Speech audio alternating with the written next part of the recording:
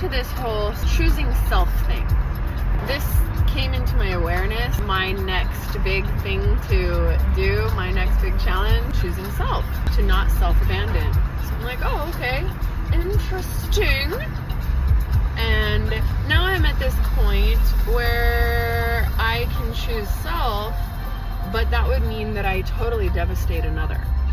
And I'm struggling with this because this choosing self thing is new to me. I have been in service to others until this whole idea not to self-abandon came into play. But I think it's a grayscale, weigh it out in the quantum field to see what makes most sense and what's truly in most alignment for your nervous system to be regulated. So it's not always just choose self. It's choose self, don't self-abandon, keep others in mind, be of service to others, do not, above all else, create karmic baggage, because that means we gotta pay the karmic debt off. I was having all this pressure from this newfound choose self, do not self-abandon, and I don't really know what that looks like. So I've been finding out what that looks like, and what that is looking like is being able to change your mind due to your nervous system. Whichever way your nervous system is going to be most highly attuned and regulated, that is the way.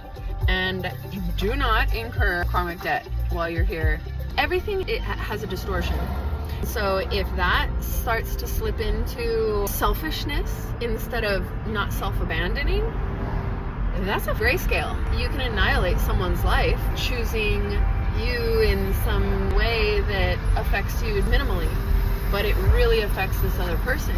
So it's like a weighing out the scales of the balance of how much will this affect that person, how much will this affect me, and then having the idea that we are here in service to others, but not at the detriment of ourselves, not at the self-abandonment of ourselves.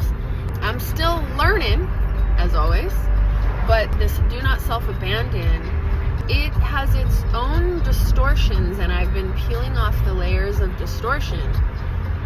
And I end up back in the same spot, but a ring layer different of a level, because I've peeled back distortion, and I'm like, oh my god, it's so strange. Anyway, just watch out for that karmic baggage. It could be a trap, it could be a trick, all of those things. Gifts come from both sides, especially when you are part of the dark and the light. You can get gifts and you might think it's from one side and it's from the other. Just to have that awareness. So it's like, which gifts are you catering to and choosing, and which are perpetuating your samsara karmic cycle? There you go.